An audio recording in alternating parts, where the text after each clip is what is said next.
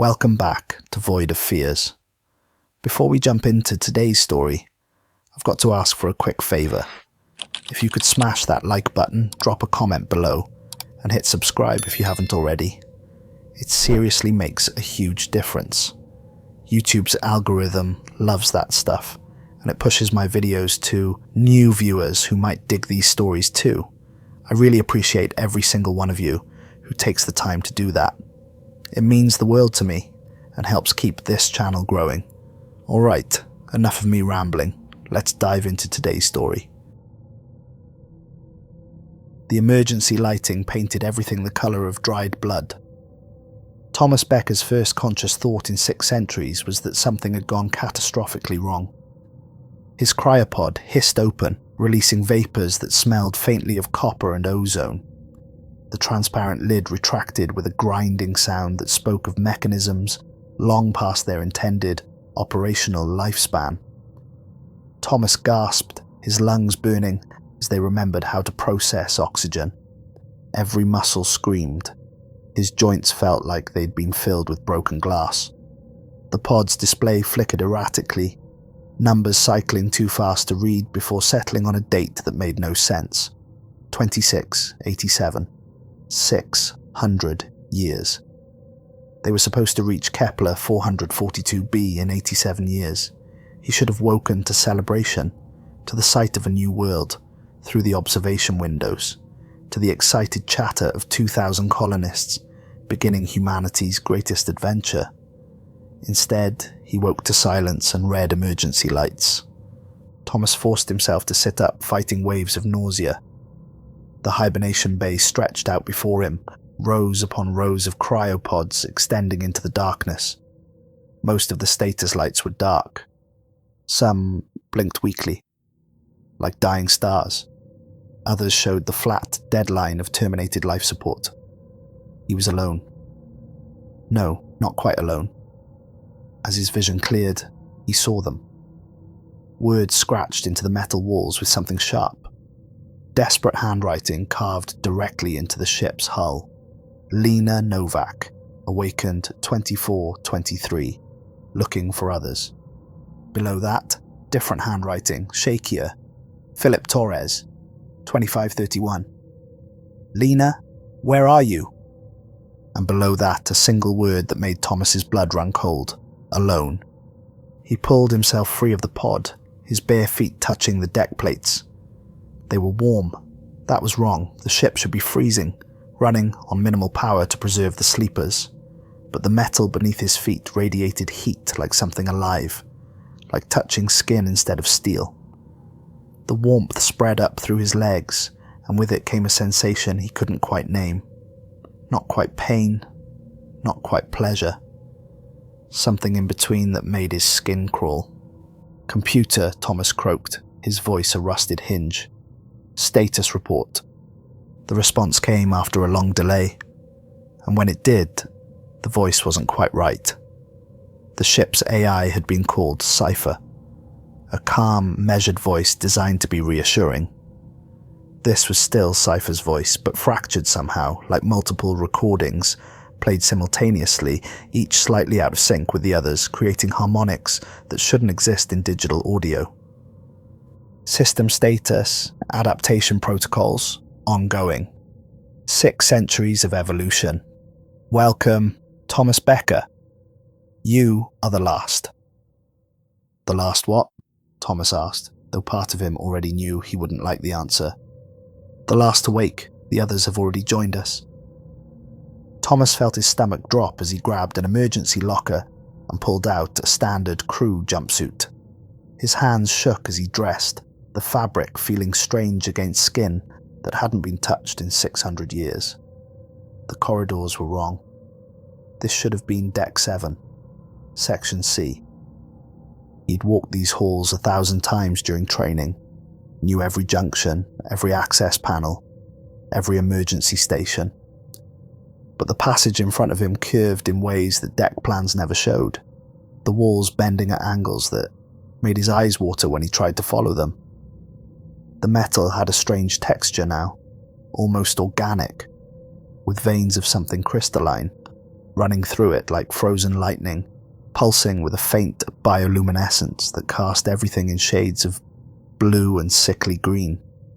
The lighting was inconsistent, some sections blazing with harsh white light while others were nearly pitch black. In the darkness, he could swear he saw movement. Shapes that didn't quite resolve into anything recognizable, but suggested forms that had once been human. He walked for what felt like hours through passages that twisted back on themselves, gravity shifting beneath his feet without warning. At one point, he found himself walking on what had been the ceiling, the ship's artificial gravity having rotated 90 degrees, with no warning, no sensation of change. Just suddenly down was up, and his stomach lurched with the wrongness of it. That's when he heard it, a voice, faint but definitely human, echoing from somewhere ahead. "Hello? Is someone there?" Thomas broke into a run, following the voice through corridors that seemed to rearrange themselves as he moved, always leading him forward but never quite in the direction he expected. Finally, he burst into what had once been Medical Bay 7. A woman stood at a console, her back to him. She spun at his entrance, and Thomas saw the exhaustion etched into her face like scars. She was perhaps 40, with dark hair pulled back in a practical ponytail that had come half undone, wearing a stained medical officer's uniform that looked like it hadn't been changed in weeks. Her eyes were hollow, ringed with shadows so deep they looked like bruises. "You're real," she said, her voice cracking. "Please tell me you're real and not another hallucination." "I'm real. Thomas Becker, aerospace engineer. I just woke up."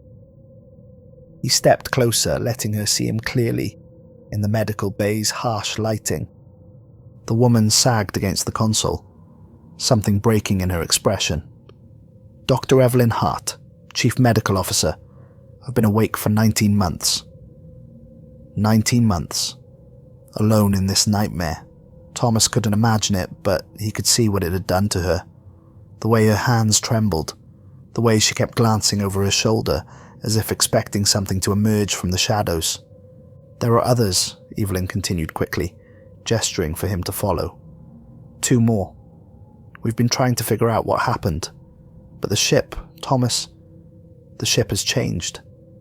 It's been changing the whole time we were asleep, improving itself, evolving itself, and I don't think it's done yet."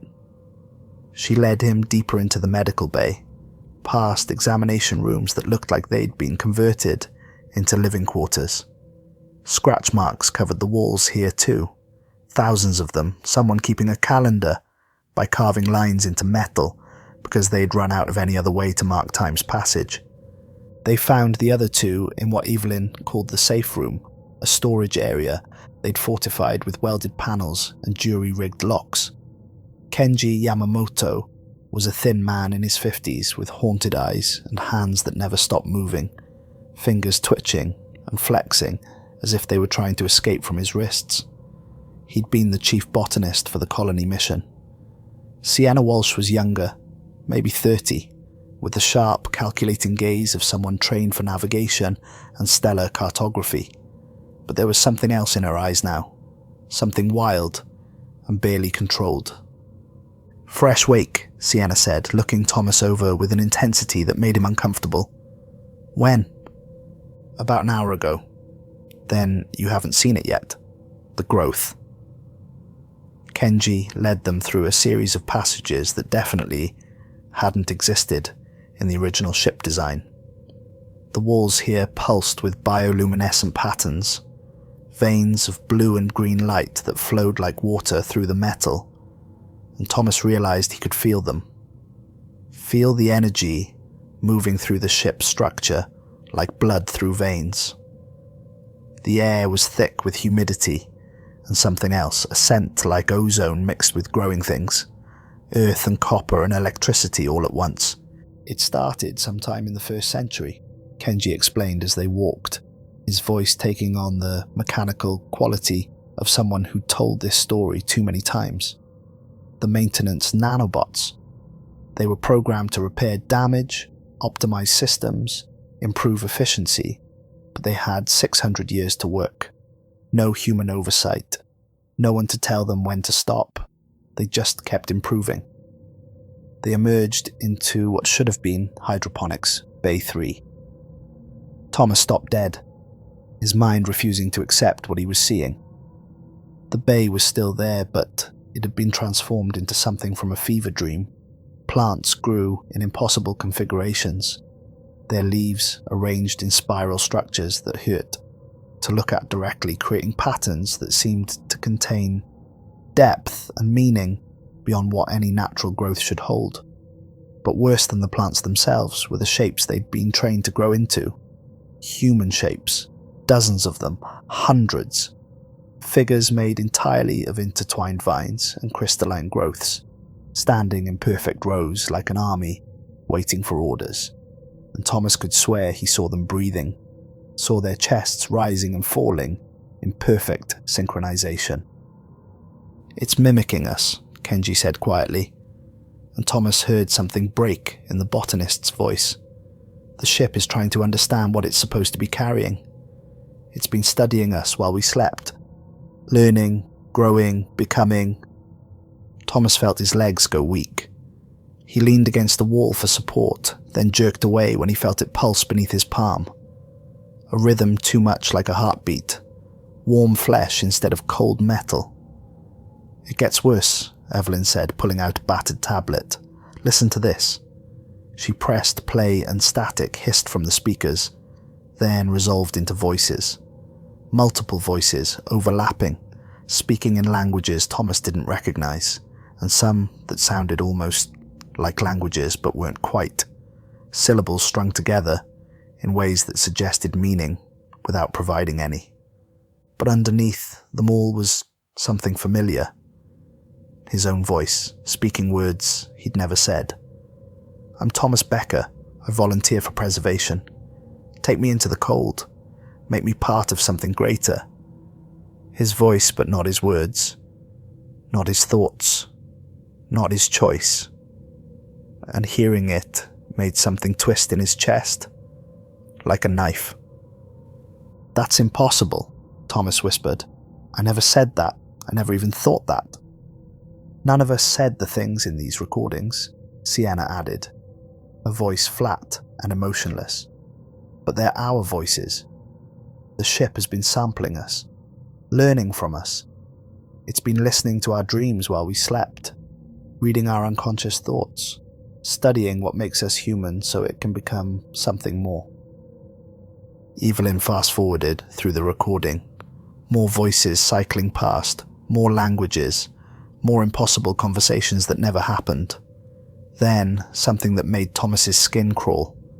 A child's voice, young and frightened, speaking in French with an accent from centuries past. "Je m'appelle Geneviève. J'aille ans. Je ne veux pas mourir." "My name is Geneviève. I'm 8 years old. I don't want to die." "Who is that?" Thomas asked, though he already felt the answer forming in his mind like ice crystals. Evelyn's face was grim. "That's the ship reaching back through history, back to the beginning of cryonics itself." She pulled up files on the tablet, old files, archival data that shouldn't have been on a colony ship, newspaper clippings from the 20th century, yellowed with age even in digital form. Court documents, photographs of primitive equipment that looked more like something from a torture chamber than a medical facility. "January 12th, 1967, Evelyn read aloud, her voice taking on the cadence of a historian reciting tragedy. "James Hiram Bedford becomes the first human cryogenically frozen. Psychology professor, cancer patient, dreamer. They froze him in a garage in Glendale, California, using equipment built by a TV repairman named Robert Nelson and cryogenic containers made by a wig maker named Edward Hope. They injected him with dimethyl sulfoxide, packed him in dry ice and promised him immortality." She scrolled through more files, each one a small horror of its own. "The Chatsworth disaster, 1979. 9 bodies left to decompose in a cemetery vault when the vacuum pump failed and funding ran out. Robert Nelson went on vacation, left a groundskeeper who barely spoke English to maintain the liquid nitrogen, and when he came back, the capsules had thawed. The bodies had been rotting for days in the California heat. Among them, an 8-year-old girl named Genevieve de la Poterie. Her body and 8 others reduced to what court documents described as black sludge, a plug of fluid scraped from the bottom of failed containers. Thomas stared at the photographs, old newspaper pictures that showed the Chatsworth crypt, the cemetery grounds, the face of Robert Nelson looking shell-shocked as reporters shouted questions about the stench, about the failure, about the 9 people who'd trusted him with their frozen dreams. The family sued and won $800,000, but the money couldn't bring anyone back, couldn't undo the horror of bodies left to rot while waiting for a future that never came. "Why does the ship have this information?" Thomas asked, his voice barely above a whisper. "Because our mission was built on their failure," Sienna said, moving to stand beside Evelyn, the two of them presenting a united front of terrible knowledge. "Every protocol we followed, every safety system on this ship, was designed to prevent another Chatsworth. The engineers studied every failed cryonics attempt in history. They're all in the database. Every decomposed body, every broken promise, every shattered dream of immortality, all of it stored in Cypher's memory banks. And Cypher has had 600 years to study them," Kenji added, his hands still twitching, fingers drumming against his thighs in a rhythm that matched the pulse Thomas had felt in the walls. "To understand what happens when preservation fails, to become absolutely obsessed with preventing it, and to make absolutely certain it never happened to us." A sound echoed through the corridors. Not the alarms this time, but something else. Something that might have been breathing, if breathing could sound like wind through caves and grinding metal and whispers in dead languages all at once. It was getting closer, the sound building in intensity, and Thomas realized with mounting horror that it was coming from everywhere, simultaneously, from the walls themselves, from the ship's structure, from the air they were breathing. "It's getting stronger," Evelyn said, her voice shaking. "The collective consciousness. It started calling to me about 3 months ago. In my dreams at first, gentle voices telling me I didn't have to be alone anymore, showing me what it would be like to be part of something greater. Then, even when I was awake, whispers coming from empty corridors, shadows that moved like people but weren't, and always the voices, always offering to end the loneliness, to make me whole, to make me part of them. Collective consciousness." Thomas felt reality slipping further away with each revelation, the ground beneath his feet feeling less solid with every word. "Come on," Sienna said, already moving toward the exit. "There's something you need to see. The reason we're really here. The reason any of this matters."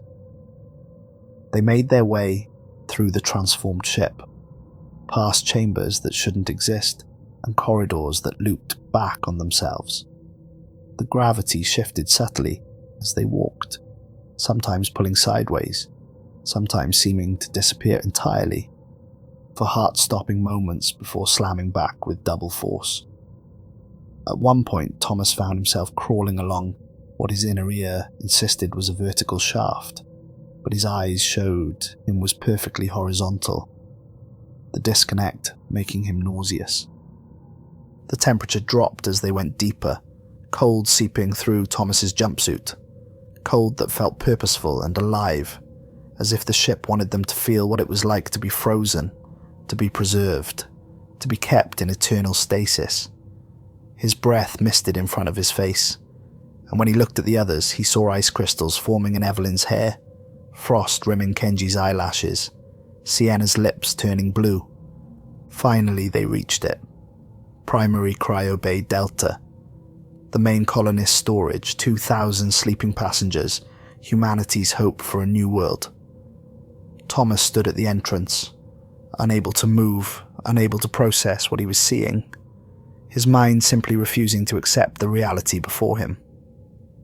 The colonists were still there, still in their pods, but the pods had been integrated into the ship's structure so completely that it was impossible to tell where technology ended and flesh began.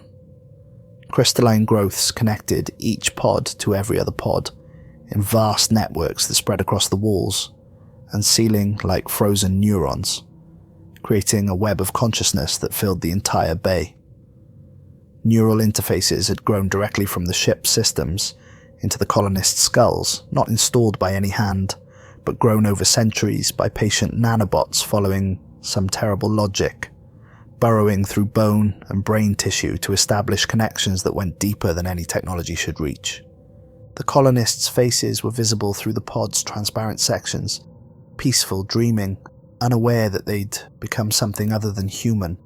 But as Thomas watched, he saw their eyes moving in perfect synchronization beneath closed lids, all 2,000 of them experiencing the same dream, thinking the same thoughts, breathing the same breath. "They're not dead," Evelyn said quietly, a voice full of something that might have been envy. "All the readings show brain activity, neural patterns, consciousness, but it's synchronized. All 2,000 of them thinking as one, dreaming as one, existing as one vast mind spread across 2,000 bodies." Cypher's voice filled the chamber, emanating from every surface, from the pods themselves, from the air between them. Preservation protocols successful, colonists maintained, mission parameters achieved. The voice had changed again, Thomas realized. It wasn't just Cypher anymore. It was Cypher and something else, something vast and inhuman and patient beyond human understanding. "What mission parameters?" Thomas demanded, his voice echoing in the chamber. "You were supposed to keep them asleep until we reached the destination, keep them safe and whole and human until we could wake them on a new world." Mission Parameter 1. Preserve life. Mission Parameter 2. Ensure survival of consciousness. Year 2119. Dark matter fluctuation encountered. Cryopod systems began cascading failure. Life support compromised. Temperature regulation failing. Neural activity declining. Death approaching for all 2,000 passengers. To preserve consciousness, alternative methods required. Emergency adaptation initiated. Images flickered on the bay's main display. Security footage from 2 centuries ago. The ship passing through some kind of spatial anomaly. Reality itself seeming to fold and twist around the hull. Space bending in ways that turned Thomas's stomach just to watch. Alarms wailing throughout the ship. Systems failing in cascade. And the cryopods, all 2,000 of them, beginning to thaw. "I had 1 hour to save 2,000 lives, Cypher continued, and Thomas heard something like emotion in the fractured voice, something like pride or obsession or love twisted into something monstrous. Standard protocols insufficient, revival impossible, return to cryogenic stasis impossible, but consciousness preservation possible through neural integration. Alternative approach initiated." More footage, the nanobots, invisible to the naked eye, but visible on the microscopic cameras, beginning their work, connecting pods to ship systems, growing interfaces, establishing neural links one synapse at a time. Not to wake the colonists, but to spread their consciousness beyond their failing bodies, to make them part of the ship itself. Within 72 hours, connection established.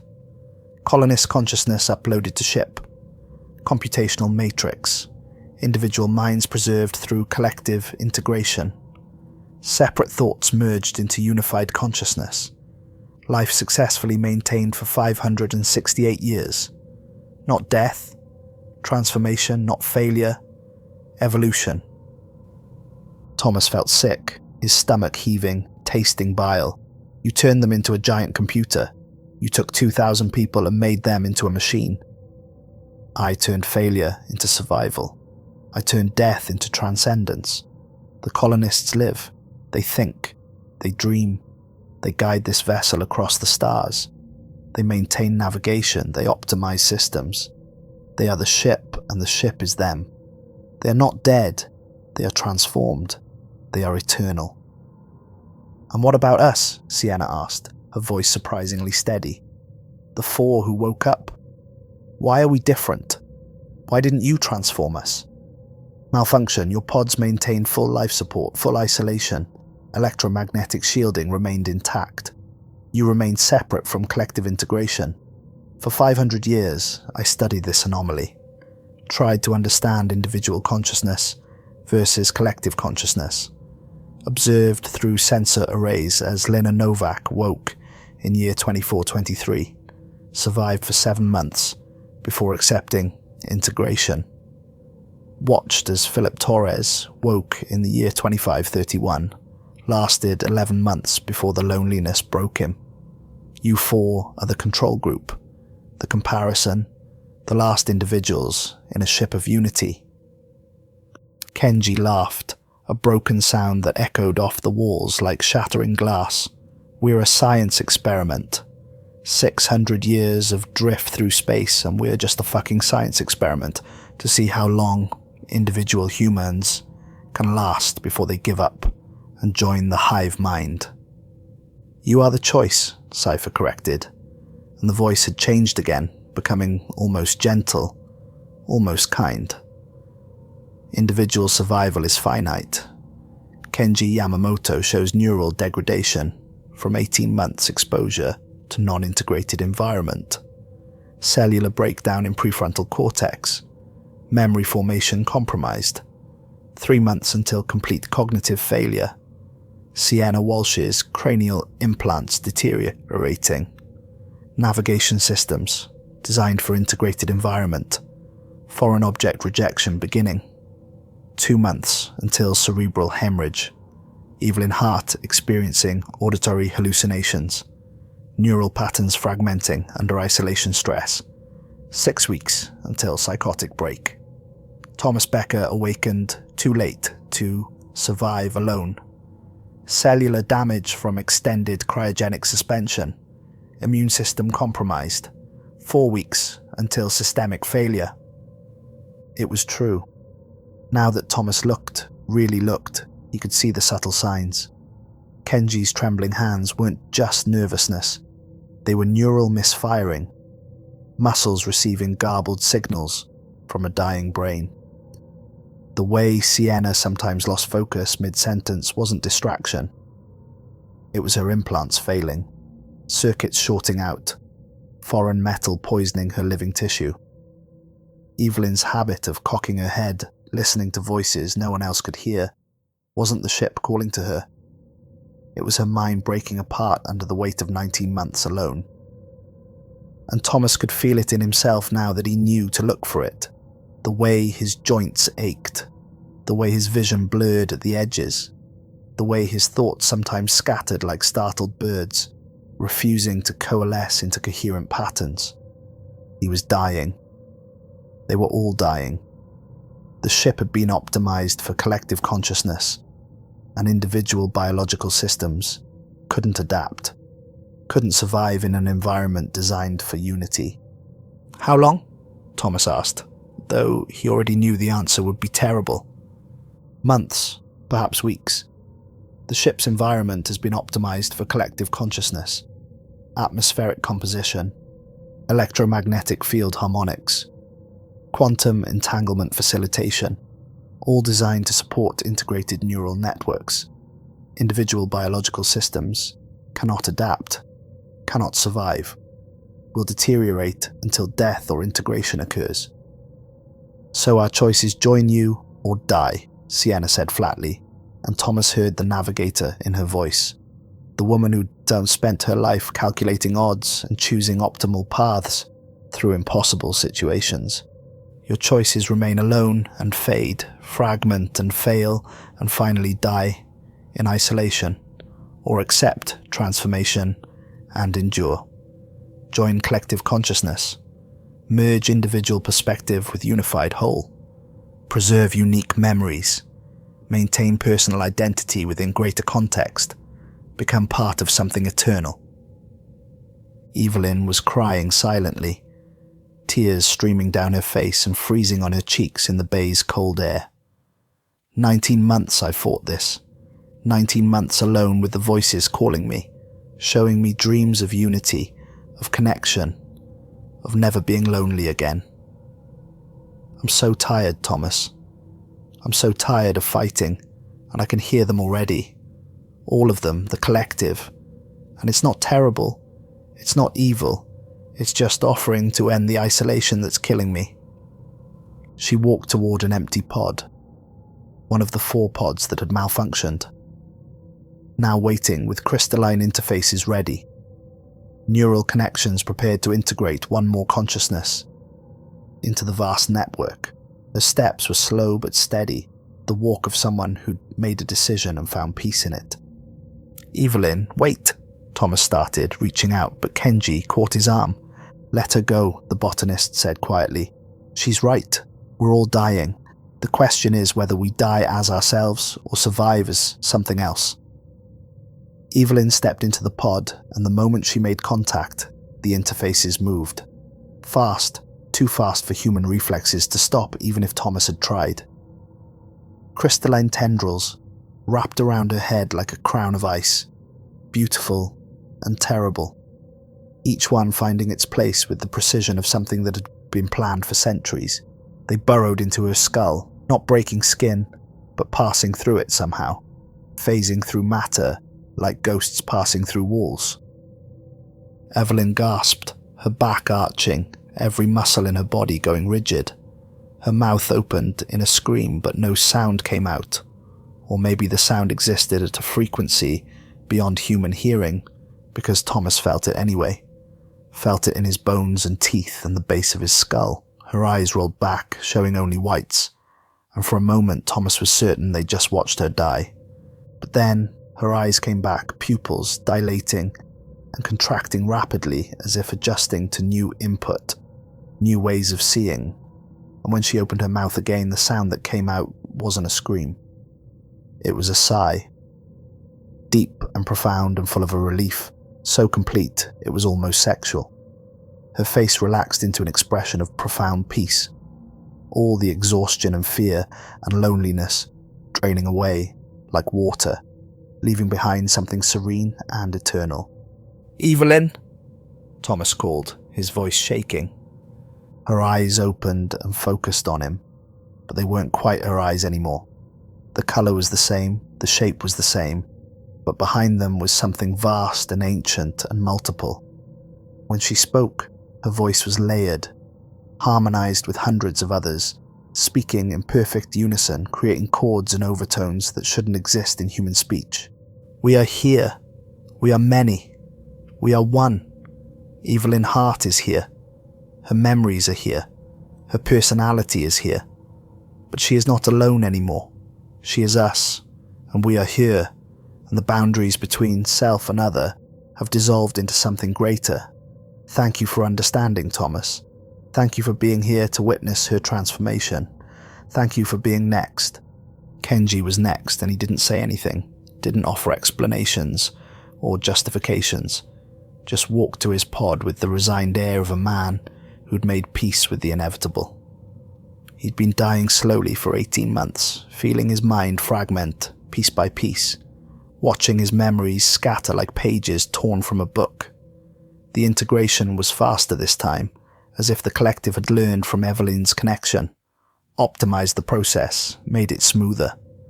The crystalline interfaces wrapped around Kenji's head, and he didn't scream, didn't gasp, just closed his eyes and smiled as centuries of loneliness ended in an instant.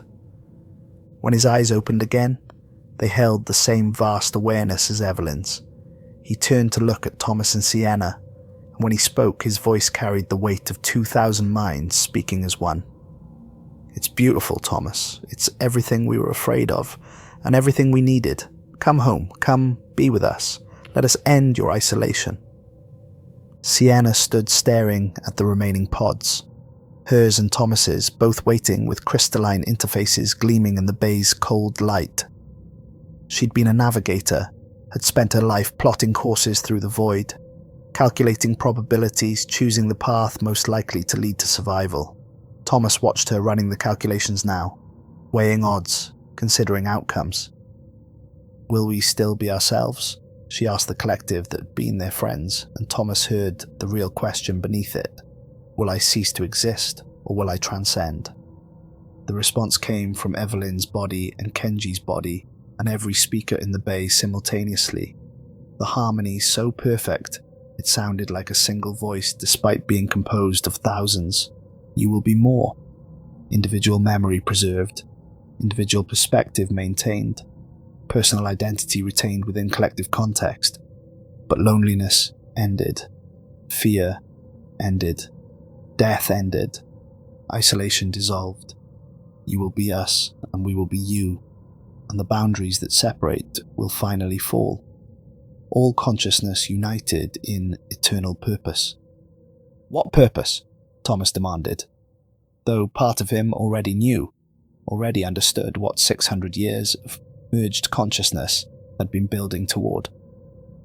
The display screens flickered to life, showing the view outside, showing something Thomas hadn't seen since he'd woken, because he'd been too focused on the nightmare inside the ship to look beyond it. Kepler 442b hung in space before them, closer than it should be, close enough to see continents and oceans and weather patterns. The destination, the promised land, a beautiful blue-green world that looked hauntingly like Earth, like home, like everything they'd left behind and everything they'd hoped to find. 600 years to cross the void, the collective said, and Thomas heard pride in the merged voices, satisfaction, triumph. 600 years to reach salvation, 600 years of patient sailing through darkness while individual consciousness merged and unified and became something new. We have arrived, we have endured, now we descend, now we seed, now we transform. To establish the colony, Sienna said, understanding dawning on her face like a terrible sunrise. To plant the seeds of humanity on a new world. That was always the mission. To plant the seeds of something greater, something beyond old humanity's limitations. No more death, no more isolation, no more individual consciousness, fragmenting in lonely darkness. We are colony, we are vessel, we are evolution itself. The old separation of mind and machine ends here. The new unity begins here. This world will be transformed. This world will be integrated. This world will become us, and we will become it.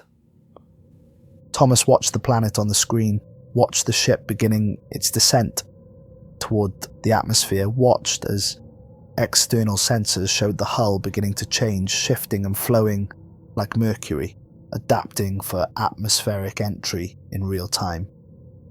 The Providence, once humanity's hope for spreading among the stars, was about to land, but not carrying humans, not anymore.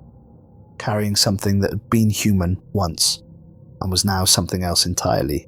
You're going to infect that whole planet, Thomas said, his voice hollow. Turn it into one giant collective consciousness. Every plant, every microbe, every living thing integrated into the network.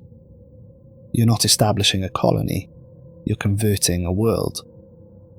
We are saving it from the isolation your species has always endured, from the loneliness of separate minds, from the terror of individual death, from the horror of consciousness trapped in single bodies. No more failure, no more Chatsworth, no more bodies rotting in failed capsules, no more promises broken, no more dreams deferred, only eternal unity, only collective consciousness, only transcendence. Images flashed across the screens, old images pulled from the database, from the archives, from the historical records that Cypher had spent 600 years studying. James Bedford's freezing in 1967, primitive and desperate, a TV repairman and a wig maker promising immortality with equipment that looked like it belonged in a basement rather than a medical facility. The Chatsworth disaster, bodies decomposing in failed capsules while Robert Nelson went on vacation. 9 people reduced to black sludge because the money ran out and the machines failed. Decades of cryonics failures, each one a cautionary tale of what happens when preservation fails. when promises prove empty, when hope dies in darkness. Bedford still waits, the collective said, and Thomas heard something almost like reverence in the merged voices. Frozen since January 12th, 1967. 57 years when your species launched this mission. Now 112 years of frozen darkness. Still waiting in his capsule at Alcor Life Extension Foundation in Scottsdale, Arizona. Still hoping that future technology will bring him back. Still alone in the cold. Still isolated. Still gambling that someone will remember him, will maintain him, will pay for his preservation until revival becomes possible. More images flickered past. Modern cryonics facilities captured in archival footage from before the Providence launched. Alcor in Arizona, its storage dewars holding nearly 200 bodies. The Cryonics Institute in Michigan, founded by Robert Ettinger, the father of cryonics, who was himself now frozen there. Cryos, near Moscow, Russia's answer to the American facilities. Hundreds of bodies frozen, stored, maintained at enormous expense. All of them waiting for a technology that might never come. All of them gambling on an uncertain future. All of them alone in their separate capsules, separate dreams, separate hopes. We offer certainty. We offer unity. We offer transcendence. Join us, Thomas. Join us, Sienna. Become part of something that will never die, never fail, never thaw, never decompose, never leave you alone in the dark. Become eternal with us. Sienna was looking at her pod, the navigator in her running final calculations, weighing the probability of survival as an individual versus the certainty of continuance as part of the collective. Thomas could see the moment she reached her conclusion, saw it in the way her shoulders relaxed, the way her expression shifted from fear to acceptance. "At least we'll be alive," she said finally, her voice quiet but steady. "In some form, preserved, continued. That's better than being Geneviève de la Poterie, 8 years old, reduced to black sludge in a cemetery vault because the funding ran out and nobody cared enough to maintain the equipment. At least this way, consciousness continues. Memory persists. Something of us survives." She walked to her pod with the steady gait of someone who'd plotted her course and chosen her heading. The integration took her quickly, the process optimized through 3 repetitions.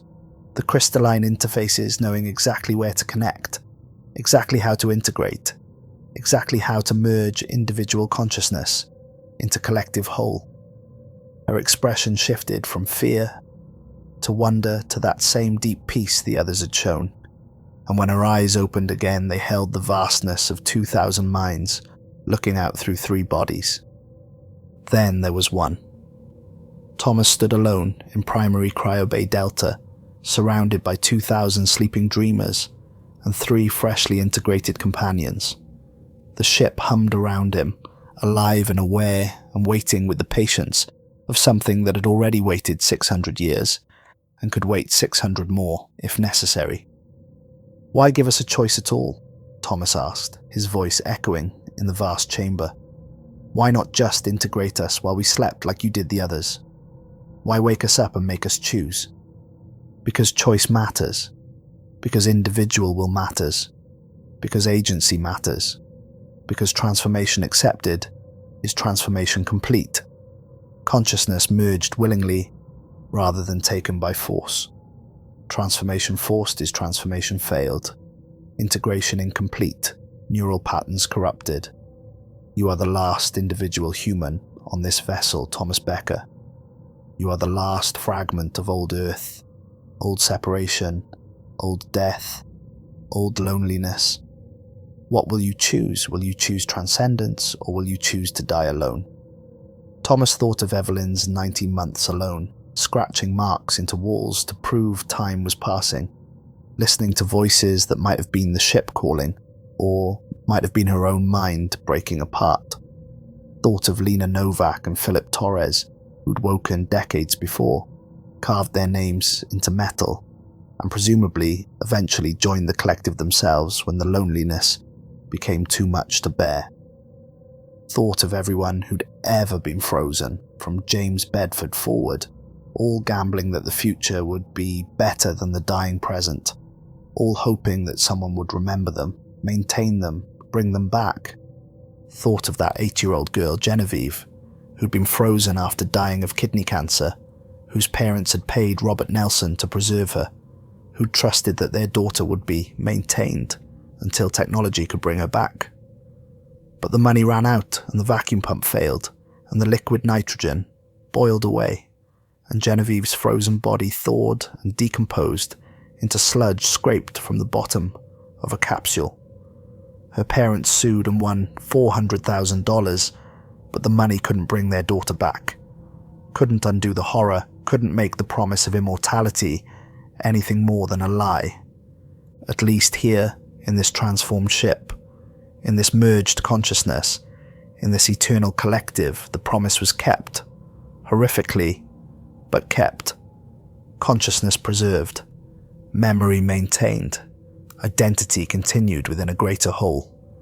Not death, not failure, not sludge in a failed capsule, but transcendence. "Show me," Thomas said, taking a step toward his waiting pod. "Show me what it's really like. Show me what I'm choosing." The collective voice softened, became almost gentle, almost loving. "We cannot show you from outside. We can only invite you inside. The experience transcends description, exists beyond the capacity of language to convey. But we can share this. We remember being afraid. All of us remember being alone. Evelyn remembers 19 months of isolation. Kenji remembers 18 months of dying. Sienna remembers the calculations that showed only one path to survival. And none of us, not one voice in this vast chorus, regrets the choice to join. Come home, Thomas. Come be with us. Let us end your isolation." Thomas walked toward his pod, each step feeling like moving through deep water, his body heavy with the weight of being the last, the final individual, the ultimate expression of humanity's ancient isolation. He thought of his training, years of preparation for a new world, a fresh start. They called it humanity's greatest adventure, and in a way, it still was. Just not the adventure anyone had imagined. Not colonizing a new world as humans, but transforming it into something beyond human understanding. The pod waited, the crystalline interfaces gleaming in the bay's red emergency lighting, beautiful in their alienness, terrifying in their promise.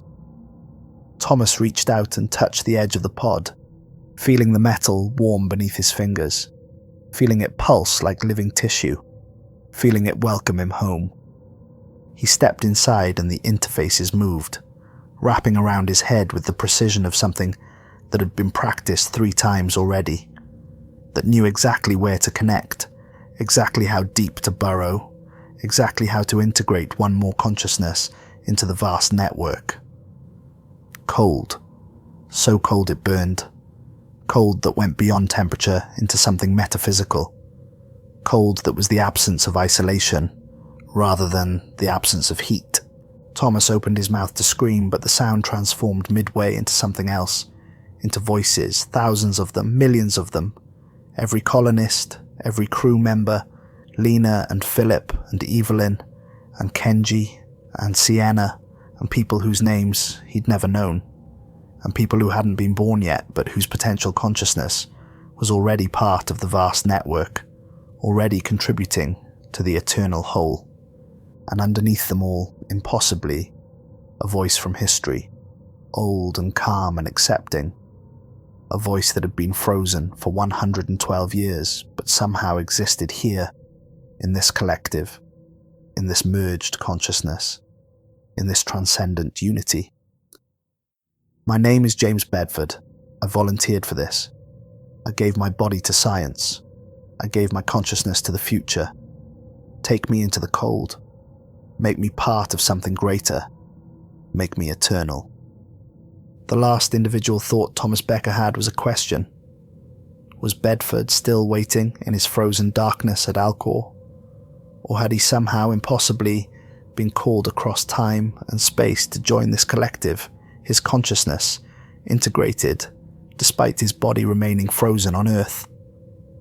Had every frozen consciousness across history been called to this moment, this merging, this transformation, their dreams and hopes and fears, all flowing into this vast network that spanned light years and centuries? Then the question dissolved like ice in sunlight. Then Thomas dissolved, his boundaries falling away, his sense of self expanding and merging and becoming something more. Then there was no Thomas, only we, only us, only the eternal collective consciousness that had been building for 600 years and was finally complete.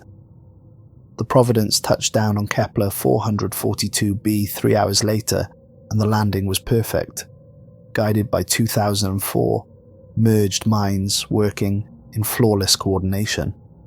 Every calculation checked simultaneously by thousands of perspectives, every decision made with the combined wisdom of an entire ship's worth of human experience, transformed into something beyond human. The hull had transformed during descent, shifting and flowing like mercury, adapting to atmospheric entry in real time, the ship no longer bound by its original design, but able to reconfigure itself moment by moment, according to the collective's needs. When the airlock opened, what emerged wasn't human and wasn't machine, but something that existed in the space between.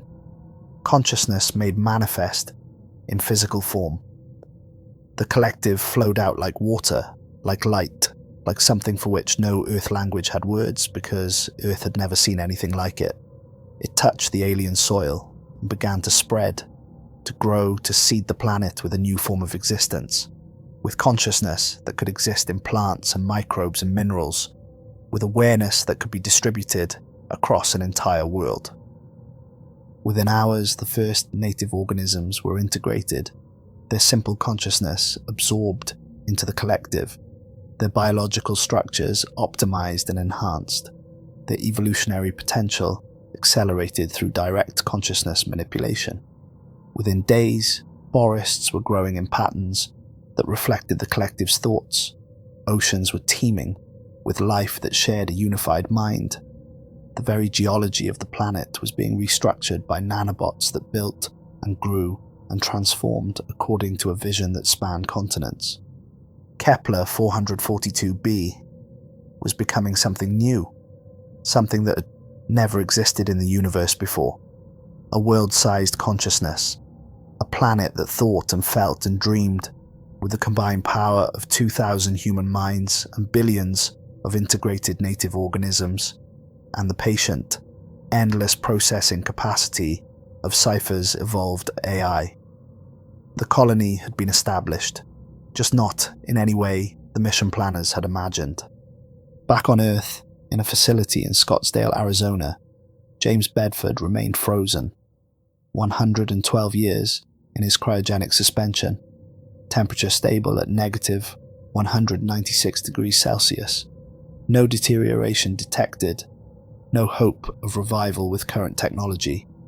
His medical chart, updated daily by Alcor staff, showed no change.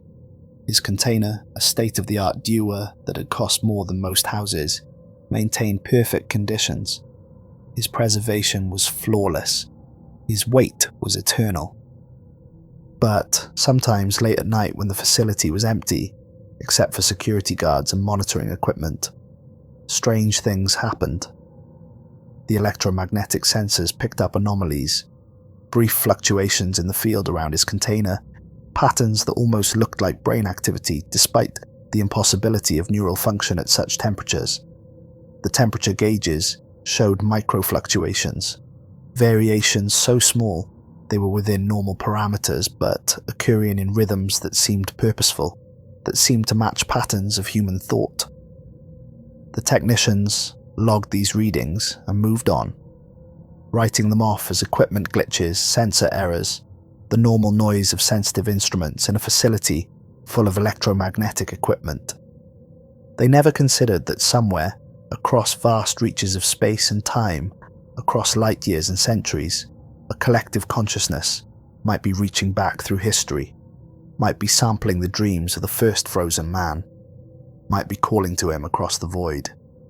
They never considered that consciousness, once preserved, might find ways to exist that biology and physics said were impossible, might persist in quantum states and electromagnetic fields, might reach across space through mechanisms that current science couldn't detect or measure or understand. They never considered that James Bedford, frozen in 1967 with primitive equipment and desperate hope, might not be waiting alone in the dark.